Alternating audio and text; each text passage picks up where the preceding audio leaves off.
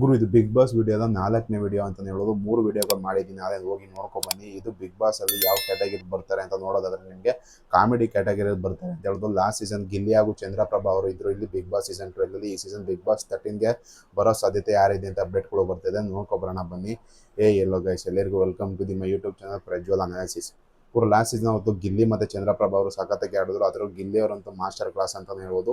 ಈ ಸೀಸನ್ ಯಾವ ರೀತಿ ಬರ್ತಾರೆ ಅಂತ ಹೇಳೋದು ಹುಲಿ ಕಾರ್ತಿಕ್ ಅಂತ ಹೇಳ್ಬೋದು. ಹುಲಿ ಕಾರ್ತಿಕ್ ಅವರು ಇಲ್ಲಿ ದರ್ಶನ್ ಅವರ ಡೆವಿಲ್ ಫಿಲಮ್ ಅಲ್ಲಿ ಕೂಡ ಆಕ್ಟ್ ಮಾಡಿದ್ದಾರೆ, ಸಖತ್ತಾದಂಥ ಪ್ರಶಂಸೆ ಕೂಡ ತಗೊಂಡ್ರು ಇಲ್ಲಿ ಹುಲಿ ಕಾರ್ತಿಕ್ ಅವರು ಅಂತ ಹೇಳೋದು. ಮತ್ತೆ ದೂರದರ್ಶನ ಅನ್ನೋ ಫಿಲಮ್ ಕೂಡ ಆಕ್ಟ್ ಮಾಡಿದ್ದಾರೆ, ಮತ್ತೆ ಟಗರು ಪಲ್ಯ ಅನ್ನೋ ಫಿಲಮ್ ಕೂಡ ಆಕ್ಟ್ ಮಾಡಿದ್ದಾರೆ ಹುಲಿ ಕಾರ್ತಿಕ್ ಅವರು.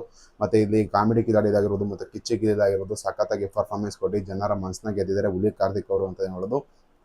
ಎರಡನೇ ಕಂಟೆಸ್ಟೆಂಟ್ ಯಾರಪ್ಪ ಅಂತ ಹೇಳಿದ್ರೆ ನನಗೆ ಸೂರಜ್ ಅಂತ ಹೇಳೋದು. ಸೂರಜ್ ಅವರು ಅಂತ ಸಖತ್ತಾಗಿ ಕಾಮಿಡಿ ಮಾಡ್ಕೊಂಡು ಬಂದಿದ್ದಾರೆ. ಇಲ್ಲಿ ಕಾಮಿಡಿ ಕಿಲಾಡಿಗಳಾಗಿರೋದು ಮತ್ತು ಒಳ್ಳೊಳ್ಳೆ ಶೋಲಿ ಸಖತ್ತಾದಂಥ ಎಂಟರ್ಟೈನ್ಮೆಂಟ್ನ ಕೊಟ್ಟಿದ್ದಾರೆ ನಿಮಗೆ ಸೂರಜ್ ಅವರು ಅಂತ ಹೇಳ್ಬೋದು.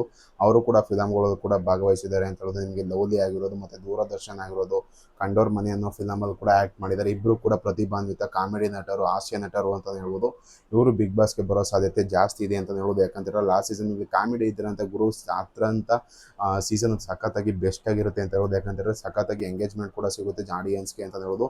ಅದರಲ್ಲಿ ಇವರಿಬ್ಬರು ಎತ್ತಿದ ಕೈ ಅಂತ ಹೇಳ್ಬೋದು. ಹುಲಿ ಕಾರ್ತಿಕ್ ಹಾಗೂ ಸೂರಜ್ ಅವರೇನಾದ್ರು ಬಂದರೆ ನಮಗೆ ಎಂಟರ್ಟೈನ್ಮೆಂಟ್ ಅಂತ ಪಕ್ಕ ಸಿಗುತ್ತೆ ಅಂತ ಹೇಳೋದು. ನಿಮಗೆ ಅನಿಸುತ್ತೆ ಕಮೆಂಟ್ ಮಾಡಿ, ಯಾರು ಬರಬೇಕು ಅಂತ ಕಮೆಂಟ್ ಮಾಡಿ. ನಿಮಗೆ ವಿಡಿಯೋ ಇಷ್ಟ ಆಗಿ ಲೈಕ್ ಮಾಡಿ, ಶೇರ್ ಮಾಡಿ, ಸಬ್ಸ್ಕ್ರೈಬ್ ಮಾಡಿ.